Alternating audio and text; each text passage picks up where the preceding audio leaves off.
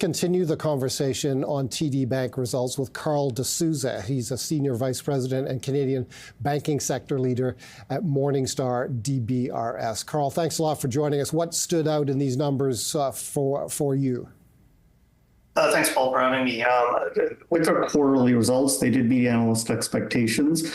It reflected strength across our operating segments. As was expected, however, their provisions for credit losses, or PCLs, continued to ramp up in the quarter, and they increased 7% quarter over quarter. And that was driven by their PCLs on performing loans, which reflected existing credit conditions, volume growth, and a higher for longer interest rate environment, which is expected to further impact credit quality going forward. And however, despite the ramp up in PCLs, it was more than offset by a modest adjusted revenue growth quarter over quarter. That was driven by capital markets, including higher underwriting and advisory fees. Additionally, on adjusted expenses, and that excludes the impact from the provisions for investigations related to the bank's AML program. Those expenses, excluding that, were down modestly quarter over quarter, while insurance services expenses were also down quite a bit at 9% quarter over quarter. So ultimately, from a results perspective, they beat expectations, but with TD, that's not the focus right now, ironically. It's more on their AML program. Do you expect the uptick in provisions for credit losses to be reflected in the results of other, to happen in the results of other Canadian banks this quarter? Yeah, it's a good question. I think in general with Q2 earnings, what we're expecting to see is a continued ramp up in those PCLs. It's a higher for longer interest rate environment, as I mentioned, and there's uncertainty as to the timing and magnitude of interest rate cuts, which I think would provide a little bit of relief on the credit performance side. And those differences in timing also vary between Canada and the U.S., which many of our large banks operate in the U.S.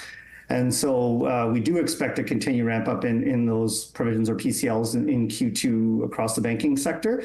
However, we also think that provisions could potentially peak in the second half of fiscal 24, provided there are no negative macroeconomic shocks or geopolitical shocks that come up in that second half.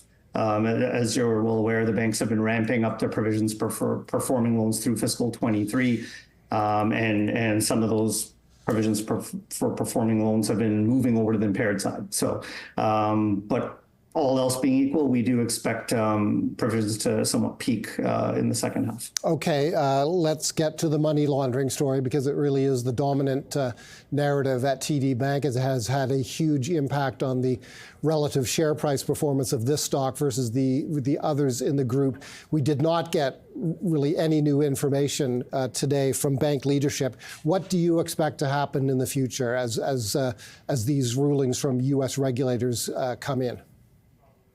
Yeah, unfortunately, we didn't get any more color provided from the bank, but I think that was somewhat expected as discussions with the regulators and the U.S. Department of Justice are ongoing. So we probably won't hear much until, they can disclose more on that front, although we do expect, additional monetary and non-monetary policies in addition to the provision they took. And so I think when you look at these AML issues, there's two sides here. They've already spent approximately $500 million related to improvements in the risk and control infrastructure and overhauling the AML program. They've ramped up staff, and these costs are expected to increase going forward as they continue their remediation efforts. And on the other side, I think where I'm looking at it is that the bank's growth strategy has obviously focused on the U.S. Canada's a saturated market. They're essentially number 2 in Canada. So their growth has been focused on the U.S. And we do see potential impacts on that growth strategy, both organically and inorganically. As a result of these ongoing discussions with U.S. regulators and the Department of Justice, no acquisition activity in the U.S. is expected for the foreseeable future.